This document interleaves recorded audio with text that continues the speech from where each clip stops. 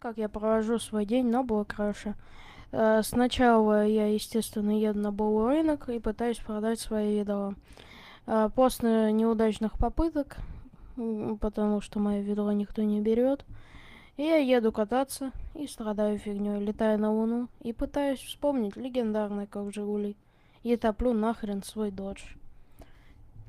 Примерно всегда так оканчивается мое катание. На том, что я топлю какую-либо машину. И с Поршом, и с Доджом одно и то же. Всегда так у меня выходит. Ну, а еще вы можете по желанию досмотреть этот остаток видео. Как я занимаюсь какой-то хренью и катаюсь на Додже. Он прыгучий, поэтому много у меня не получилось, я улетел вообще в речку. Чуть-чуть я, конечно, поспешил, там не умею пока редактировать, но все равно.